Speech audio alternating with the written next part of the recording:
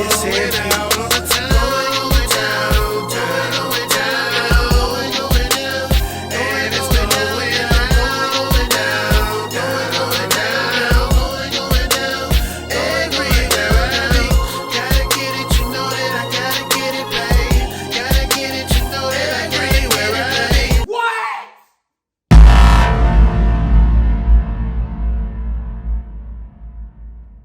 It's a beautiful day in the neighborhood. Reaction Beanie Yo 81. Day in the neighborhood. My brothers and sisters. Stack is back for number 81, man. Of them Reaction Beanie Yo, bro. Hey, we dropping 81 on them like Kobe. 80. This would be 18 for 20 from the line and an 81-point game. Dropping 81 like Kobe, man.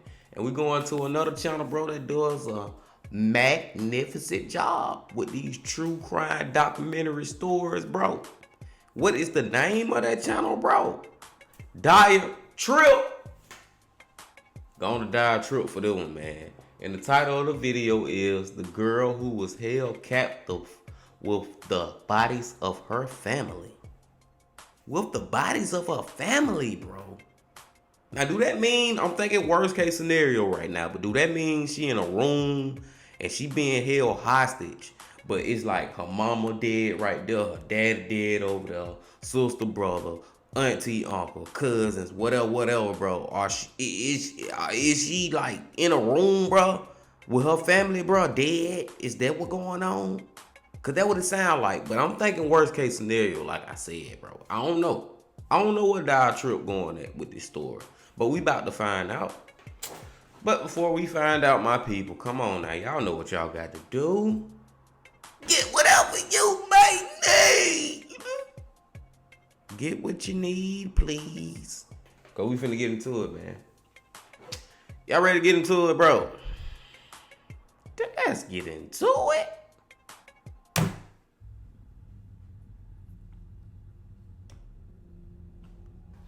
A man living in the US illegally was living with his girlfriend and her 2 kids. Things took a very dark turn when he decided to take them captive, get violent, and do something unthinkable.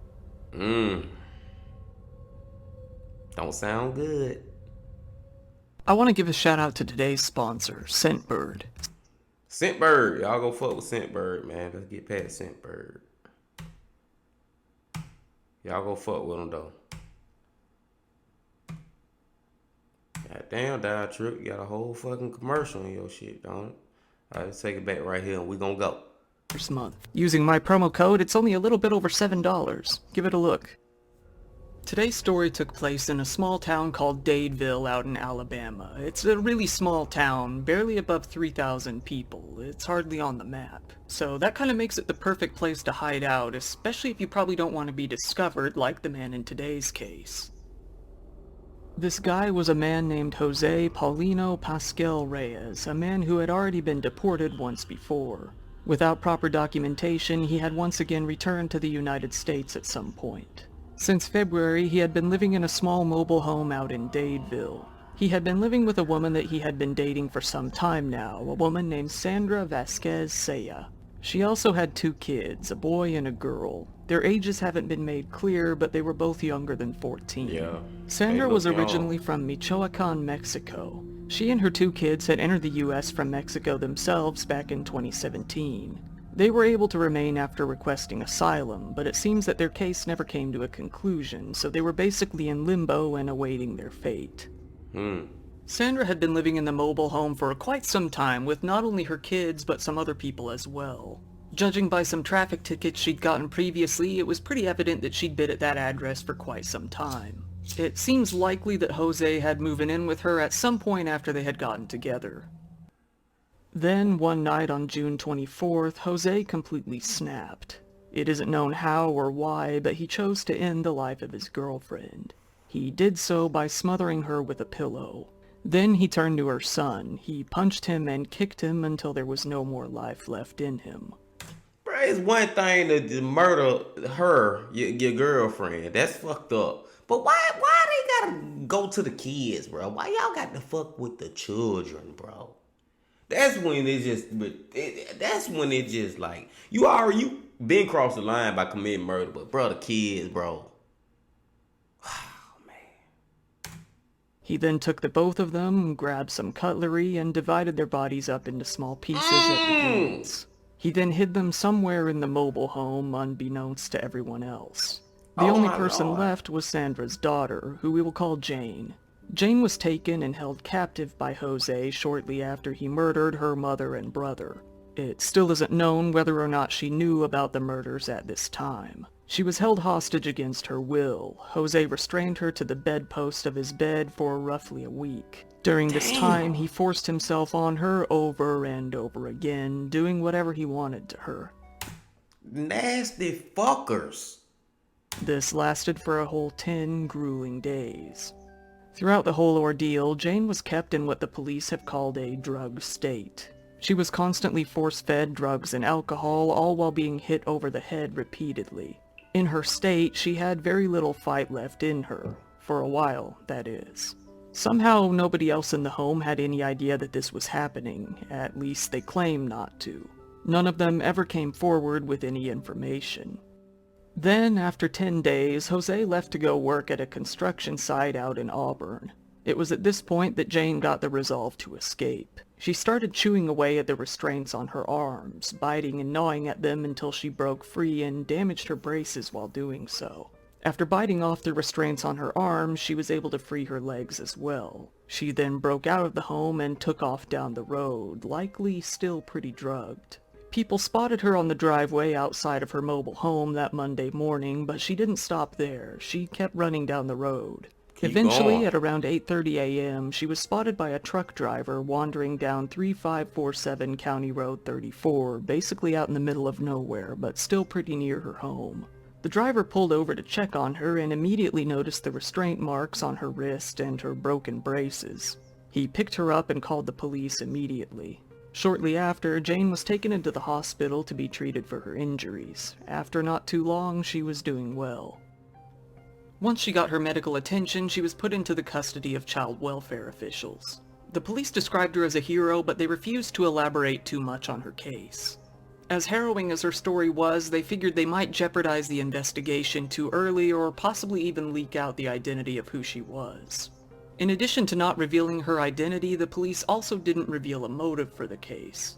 That might be because they don't know yet, or because there was no motive beyond pure... That's what I was finna say, shit. It seemed like dude just killed her. Like, I don't see a motive. I don't know why he did this shit. Let's go. cruelty. At this point, we just don't know. We don't have any answers as to why this happened. Information that we received and collected, we were able to arrest a Jose Paulino Pascual-Reyes of this same address of 3547 County Road 34 for kidnapping in the first degree. And he was arrested in Auburn on Somerville Circle by the Marshal Service and the Auburn Police Department. This is a very fluid investigation. Things are changing, and we do not want to jeopardize the identity of our juvenile until we get other information from forensic sciences that have been limited in giving you that information. And I would say she's a hero, and it's one of those things that we want to get into later. We gave her medical attention, and she's safe now, and so we want to keep her that way. Either way, the police said she is safe now, and so we want to keep her that way. Soon enough, both the FBI and the Department of Homeland Security were assisting in the investigation as well. If the perpetrator really was an illegal immigrant, not tied down by any paperwork, they might need all the help they could get to find him. Not to mention that all of that turned this case into a federal matter. The next day, the police swarmed the mobile home in which this all took place and soon came across the remaining pieces of the bodies. They noticed that the metal underpinning of the mobile home had been ripped off and decided to focus their attention on searching under there, where it seems they found what they were looking for. They were able to find Jose while he was out working at his construction site about 20 miles from the home. They arrested him without incident and threw him into the Tallapoosa County Detention Center, where he is being held without bond. The authorities then released the horrific details of the case to the public, shocking and astounding everyone who was there to hear it. Jose was soon then hit with charges relating to the murders and the captivity. They discovered his previous deportation, realizing that not only was he an illegal immigrant, but he was one that had been kicked out once before. They couldn't really figure out how, when, or why he re-entered the country. All they could figure out was that back on December 23rd of 2014, some U.S. Border Patrol agents had released him back into Mexico. Released sounds a bit delicate. They threw him out. He may have come back pretty immediately and started living in the U.S. ever since that point. We don't really know. Local law enforcement soon told the public that they had no idea how long he had been here. The Immigration, Customs and Enforcement, or ICE, placed a detainer on Jose, meaning that if he were to be released from state custody for any reason, they would first have to inform ICE, who would then take custody of him. However, the local sheriff said that his immigration status wasn't going to affect how the prosecutors were going to move forward with the case. He was going to be charged for the crimes just like anyone else would. That's immaterial to us at this time, said Sheriff Abbott, confirming that although he is considered to be what they call a re-entry non-immigrant unlawful presence foreign national, that's a mouthful, he was still going to face murder charges in the U.S. regardless. Hell yeah, he was. Fuck talking about it. I don't give a damn you is a legal immigrant. I don't give a fuck you ain't have no passport. I don't give a damn you ain't got no goddamn driver license, no identification card. I don't give a fuck. Your ass kill somebody, bro, you gonna face consequences. Fuck that. Not only was he being charged with murder, he was getting hit with other charges as well. He was going to be charged with capital murder, of course, but he was now being hit with charges of corpse abuse for both of the victims, according to court documents. Shit. It seems that Jose still hasn't given any possible motive, but that wouldn't affect the prosecution at this point anyhow. The authorities still say that additional charges are still possible and that they would be happy to provide them. Forensics is doing their part today and we're waiting on the results from them, they said. For a while, at least in the beginning, it didn't appear that Jose had an attorney to speak on his behalf. He's now awaiting a bond hearing while Homeland Security is assisting the local department with the ongoing investigation. He's facing 10 years to life in prison, though it'll likely be the latter and possibly even the death penalty. A preliminary hearing has now been set for Jose, set to take place on Wednesday, September 7th of 2022 at 9 a.m., down at the Tallapoosa County Courthouse in Dadeville. And that's where we are as of now. It seems that there's definitely going to be some sort of harsh justice for Jose, but nothing is going to bring back the lives of Sandra and her son, and there's definitely going to be a lifetime of trauma for her daughter. Let's just hope he gets the harshest punishment possible. Some of you out there are probably hoping for the death penalty, and some of you probably feel that life in prison is actually worse, but I think we can all agree that he deserves the worst, whatever it is. Wow. Once again, thank you for watching. Wow. Okay. My main thing, bro, is why in the hell this man ain't just getting the death penalty off the beginning, off the bat? No, let me stop, bro. But no, for real, why in the hell is it 10 to life? Or 10 to maybe the death penalty? Why is it 10? Why is 10 years the minimum, bro? Like, that sounds so, like, just, like, what? Like, he can possibly only get 10 years for this shit, bro? That's it? It's a possibility? That shit shouldn't be no possibility, bro. That shouldn't even be the bare minimum. What I'm trying to say here, bro, the bare minimum should be life in fucking prison. Bare minimum.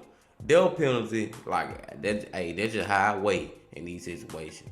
I think that what he actually should get. But if he don't get that, then goddamn, bro, at least he should be in prison the rest of his life, bro. Like, come on, bro.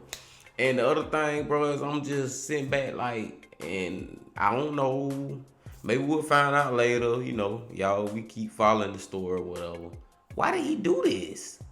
Like, what was the reason? Why did you kill your girlfriend, bro? Then attack the son. Dismembered him. Hid him in the house. And another thing, bro, that Dial Trip, he ain't never say, bro. I was trying to figure out, bro. I'm gonna have to go look this case up. Cause I was trying to figure out, bro, did the little girl know? Did she know that mama and her son. Nah, but damn, I'm tripping. Her mama and her brother, bro, was in the vicinity of her. She know like they was under the house, bro. Basically, you know what I'm saying? I don't know. I was finna say I don't think she knew, but I don't know if she knew or not, bro. That's another question I got. But I don't know, man. It's just fucked up any way it go, bro. I'm glad she escaped. I can say that. I'm glad she escaped, man. And still living and kicking and was able to tell the story and help get his ass locked up. I just hope he stay locked up forever, bro. Cause that 10 to life. 10. 100 to life. Shit, y'all, man. That shit be killing me, bro. I digress, man. Gonna let y'all go, bro. I know I be going on my tangents. Being just gotta speak his opinion on these stories, bro. And y'all need to start letting me know y'all's opinions on these stories down in the comments, bro. But I'm gonna let y'all go, my bros and my sisters. But before I let y'all go, got one more thing to say. The Bean Baby. Ledge.